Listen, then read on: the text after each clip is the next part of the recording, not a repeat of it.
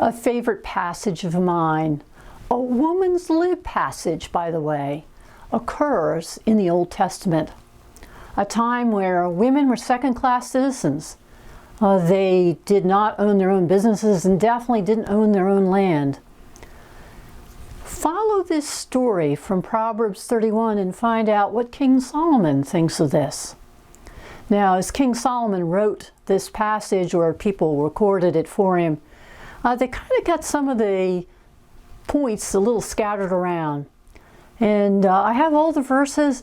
I've just reordered them slightly, very slightly, so that the whole story can come forth in the true powerfulness that is in this passage. Proverbs 31, 10-31.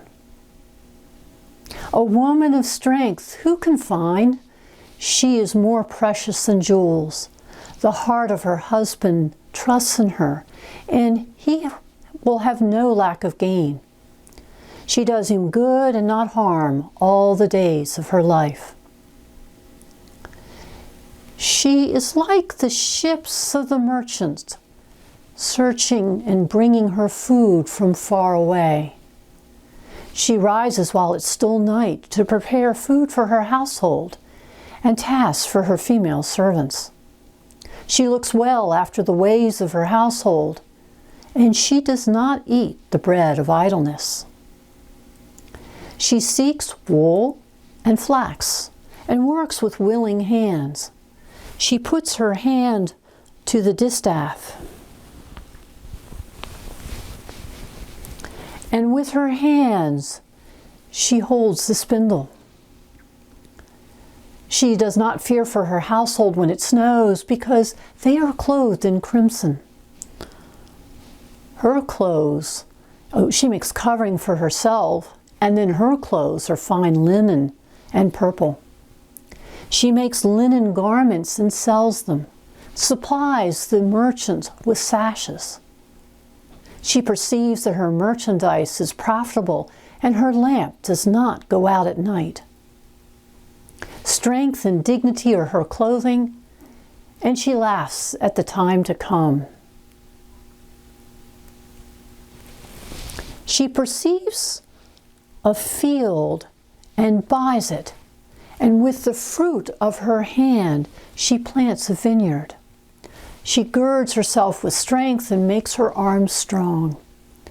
She opens her hand to the poor and reaches out her hands to the needy. She opens her mouth with wisdom, and the teachings of kindness are on her tongue. Her husband is known in the city gates, and he takes his seat among the elders of the land. Her children rise up and call her happy, her husband too, and he praises her. Many women have done excellently, but you excel them all.